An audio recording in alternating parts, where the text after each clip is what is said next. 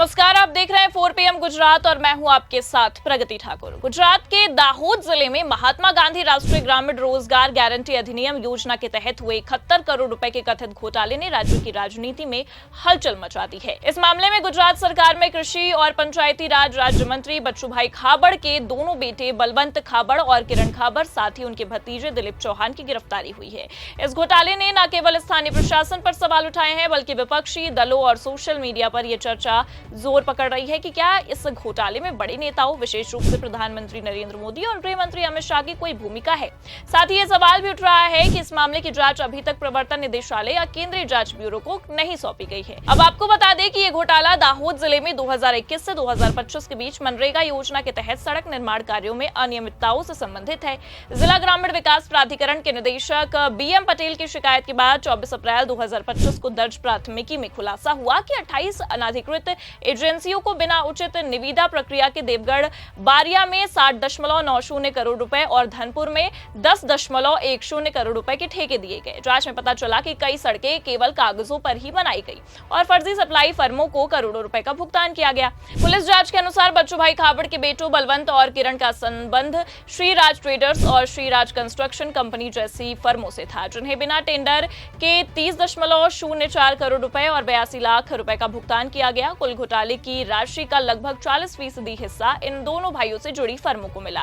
वहीं इस मामले में अब तक 10 लोगों की गिरफ्तारी हो चुकी है, जिसमें किरण खाबड़ को 20 मई 2025 को वडोदरा हलोल राजमार्ग पर गिरफ्तार किया गया।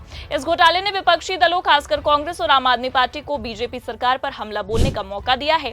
कांग्रेस ने इसे गुजरात का भ्रष्टाचार मॉडल करार देते हुए दावा किया है कि बच्चूभाई खाबड़ के करीबी रिश्ते नरेंद्र मोदी के साथ हैं और गुजरात में कोई भी बड़ा निर्णय उनकी या अमित शाह की अनुमति के बिना नहीं होता है। सोशल मीडिया प्लेटफॉर्म एक्स पर कई पोस्ट में इस तरह के दावे सामने आए हैं, जिसमें कहा गया है कि जहां मोदी और शाह वहां जांच समिति बने रिश्वत का जरिया।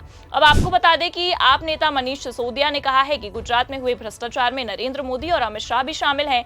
वहीं एक तरफ पंजाब में भगवंत मान जी को जैसे ही मालूम हुआ कि उनका एक विधायक भ्रष्टाचार में शामिल है, तो उन्होंने उसे गिरफ्तार करवा दिया।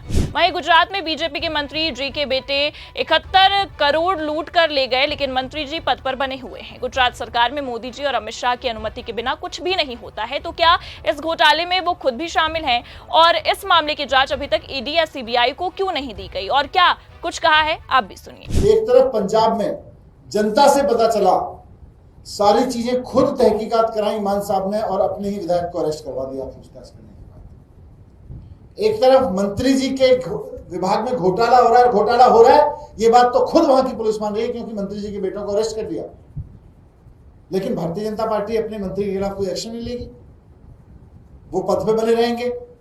उनके बेटे वहां 71 करोड़ रुपए की लूट लेके ले गए 2 तालुकाओं में और मंत्री जी पद पे बने हुए हैं। तो एक तो सवाल ये भारतीय जनता पार्टी से कि जब बेटों की कंपनियों ने 71 करोड़ रुपए चोरी कर लिए और पुलिस खुद मानती है कि ये करप्शन हुआ, तो मंत्री जी कुर्सी पे क्यों बने हुए हैं? ये भारतीय जनता पार्टी की क्या मजबूरी है? बाकी सारी तालुकाओं में जांच क्यों नहीं कराई जा रही? ये मामला सीबीआई और ईडी को अब तक क्यों नहीं सौंपा गया? और सबसे बड़ी चीज, गुजरात के बारे में कहा जाता है कि वहां की सरकार अमित शाह जी और मोदी जी बिना पूछे कुछ नहीं करती। तो क्या ये जो भ्रष्टाचार हुआ कि मंत्री जी के बेटों की कंपनियों को 71 करोड़ रुपए के ठेके 2 तालुकाओं में दे दिए गए और गरीब लोगों की वेजेस और गरीब लोगों का, गांव के लोगों का काम मारा गया, ये मोदी जी और अमित शाह से पूछ के हुआ था? इस पर मोदी जी को भी जवाब देना चाहिए, अमित शाह जी को भी देना चाहिए। लेकिन एक्सपोज तो बुरी तरह से भारतीय जनता पार्टी इसमें हो रही है, क्योंकि मंत्री जी को पद पे बनाए हुए है और मामला ना ईडी को दे रही है ना सीबीआई को दे रही है। केवल गुजरात पुलिस थोड़े दिन की लिपापोती करके उनके बेटों को निश्चित रूप से हम सबको पता है छोड़ ही देगी। कांग्रेस के गुजरात अध्यक्ष और राज्यसभा सांसद शक्ति सिंह गोहिल ने कहा है कि ये घोटाला गरीब मजदूरों के हक को लूटने की साजिश है। बीजेपी के मंत्री के बेटों ने करोड़ों रुपए डकार लिए, लेकिन मंत्री अभी भी अपने पद पर बने हुए हैं। ये गुजरात मॉडल की सच्चाई है। आप नेता अरविंद केजरीवाल ने भी एक्स पर एक पोस्ट में बीजेपी पर निशाना साधते हुए कहा कि गुजरात में फर्जीवाड़े का मॉडल चल रहा है। पहले फर्जी पीएमओ अधिकारी, फर्जी जज और अब मनरेगा घोटाला। क्या ये सब मोदी और शाह की नाक के नीचे बिना उनकी जानकारी के हो सकता है? हालांकि इन आरोपों का कोई ठोस सबूत अभी तक सामने नहीं आया है। नरेंद्र मोदी और अमित शाह की संलिप्तता के दावे मुख्य रूप से विपक्षी दलों और सोशल मीडिया पर आधारित हैं और इन्हें सत्यापित नहीं किया जा सका। बीजेपी ने इन आरोपों को खारिज करते हुए इसे विपक्ष की राजनीतिक साजिश बताया है। बता दें कि विपक्ष ने इस मामले की तुलना पंजाब में आम आदमी पार्टी की सरकार के साथ की है, जहां मुख्यमंत्री भगवंत मान ने अपने एक विधायक पर भ्रष्टाचार के आरोप लगते ही तत्काल कार्रवाई की। सोशल मीडिया पर कई यूजर्स ने इस अंतर को उजागर करते हुए कहा कि पंजाब में जहां भ्रष्टाचार के खिलाफ त्वरित कार्रवाई हुई, वहीं गुजरात में बच्चू भाई खाबड़ अभी भी अपने पद पर बने हैं और इस मामले की जांच केंद्रीय एजेंसियों को नहीं सौंपी गई है। वहीं ये तुलना राजनीतिक बहस का अब केंद्र बन गई है। विपक्ष का तर्क है कि बीजेपी भ्रष्टाचार के मामलों में अपने नेताओं को बचाने की कोशिश करती है, जबकि आप और कांग्रेस जैसे दल त्वरित कार्रवाई के लिए प्रतिबद्ध हैं। हालांकि ये ध्यान देना जरूरी है कि दोनों मामलों की प्रकृति और परिस्थितियां अलग हो सकती हैं और इस तरह की तुलना पूरी तरह से तथ्यात्मक नहीं हो सकती। अब आपको बता दें कि इस घोटाले की जांच अभी तक स्थानीय पुलिस और जिला प्रशासन तक सीमित है, जिसके कारण विपक्ष ने सवाल उठाया कि इसे ईडी या सीबीआई को क्यों नहीं सौंपा गया। गुजरात में हाल के वर्षों में कई मामलों में केंद्रीय एजेंसियों की सक्रियता देखी गई, जैसे कि गुजरात समाचार अखबार के मालिक बाहुबली शाह की गिरफ्तारी, जिसे विपक्ष ने राजनीतिक प्रतिशोध करार दिया। विपक्ष का तर्क है कि अगर बीजेपी सरकार वाकई भ्रष्टाचार के खिलाफ गंभीर है तो इस मामले की जांच स्वतंत्र और केंद्रीय एजेंसियों को सौंपी जानी चाहिए।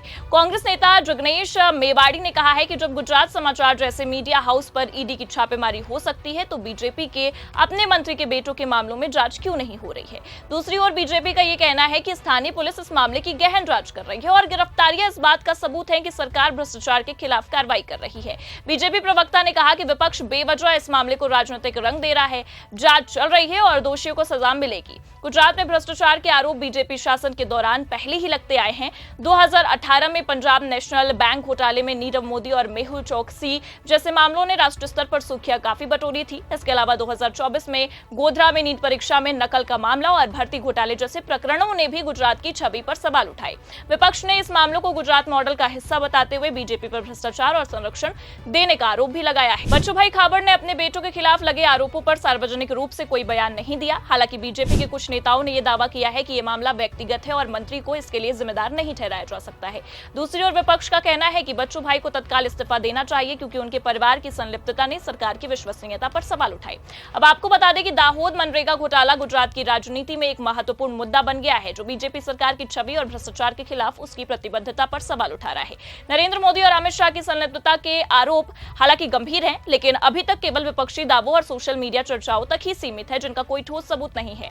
जांच की प्रगति और ईडी सीबीआई की संभावित भूमिका इस मामले के भविष्य को निर्धारित करेगी। फिलहाल ये घोटाला न केवल गुजरात बल्कि राष्ट्रीय स्तर पर भी राजनीतिक बहस का केंद्र बना है। फिलहाल के लिए इस खबर में इतना ही। ऐसी ही तमाम राजनीतिक खबरों के लिए आप देखते रहिए 4PM गुजरात। नमस्कार।